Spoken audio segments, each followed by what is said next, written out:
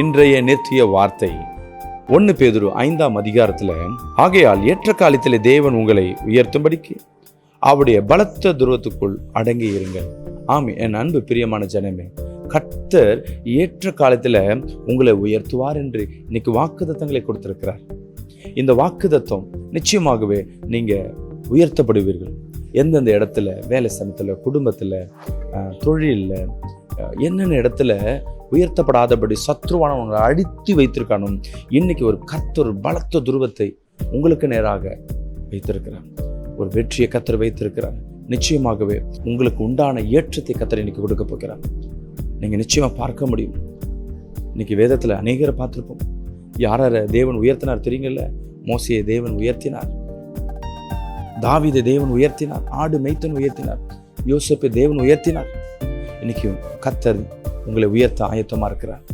உங்கள் துக்கங்கள் எல்லாவற்றையும் மாற்றி கர்த்தர் இன்னைக்கு ஒரு மாற்றங்களை கர்த்தர் செய்ய போகிறார். வறுமையோடு இருக்கீங்களா? வேதனையோடு இருக்கீங்களா?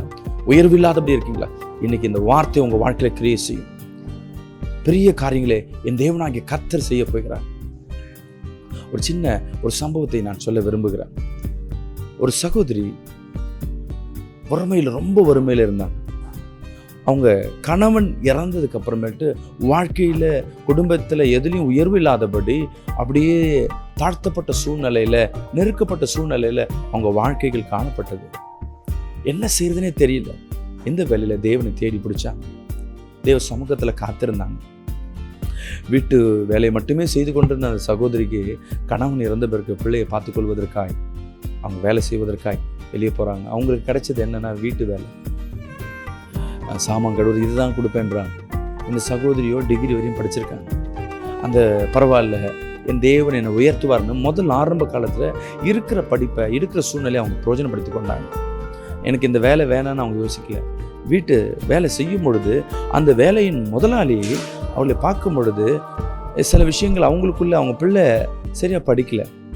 அவங்க பிள்ளை சரியா படிக்காததுனால என்ன பண்றாங்க, அவங்க வேற டியூஷன் படிக்கும்போது இந்த அம்மா சொல்றாங்க, நான் வேலைக்கு வரேன்ல சார், நான் ஒரு 5 நிமிஷம் நான் சொல்லி தட்டுமா? உனக்கு தெரியுமா? நான் சொல்லித்தரேன். நான் சொல்லி கொடுக்கும்போது தெரியும் இந்த சகோதரிக்கு படிச்சிருக்காங்கன்று. இவங்க நினைச்சாங்க படிப்பறிவு இல்லாத ஒரு காரியங்களை வீட்டு வேலை செய்யறேன்னு. அந்த வீட்டு எஜமானர் பார்க்குறாரு, இப்படியே கடந்து போகுது. அந்த அரையாண்டில் அந்த பிள்ளை மார்க்கு பார்த்தீங்கன்னா விசேஷமான மார்க்கு எடுக்கப்பட்டது. உடனே இந்த தகப்பனாருக்கும் தாய்க்கும் என்ன செய்யுதுன்னு தெரியல. சம்பளம் இவங்க நினைச்சா இந்த சம்பளம் என்ன கொடுப்பாங்க? அந்த வேலையில் அந்த தகப்பனார் என்ன சொல்கிறாரு, அந்த சகோதரியை கூப்பிட்டு, நீ கவலைப்படாதம்மா, நீ வீட்டு வேலை செய்யாத, எங்கள் ஆஃபீஸில் ஒரு வேலை இருக்குது, நீ வேலை செய், மாலை நேரங்களில் வந்து என்ன பண்ணி பிள்ளைக்கு சொல்லிக் கொடு, உனக்கு நல்ல சம்பளம் கொடுக்குறேன். அந்த பிள்ளை வீட்டு வேலைக்கு செய்யும் பொழுது 3000 ரூபாய் சம்பளத்துக்கு போனாங்க. கர்த்தர் பாருங்களேன், 3 மாதத்தில் தேவன் உயர்த்தினார். சம்பளம் எவ்வளோ தெரியுங்களா? ஆஃபீஸில் 15,000 ரூபா சம்பளம், வீட்டில் அந்த பிள்ளைக்கு சொல்லிக் கொடுக்கறதுக்கு 5,000 ரூபா சம்பளம். இன்னைக்கு அவங்க தகுதியை கர்த்தர் உயர்த்தினார். இது ஆரம்பம் மட்டும்தான். தேவனாகிய கர்த்தர் இந்த வேலையில் உங்கள் வாழ்க்கையில் இந்த மாதிரி சூழ்நிலையில் இருக்கீங்களா? ஒன்றும் உதவாதபடி நெருக்கத்தில் இருக்கீங்களா? கர்த்தர் உயர்வை கர்த்தர் கொடுக்குறாங்க. நீங்கள் செய்ய வேண்டிய அவர் சமூகத்தில் காத்திருங்க. அவர் இடத்துல காத்திருக்கும் பொழுது கர்த்தர் புது பலனை கொடுப்பார். God bless you.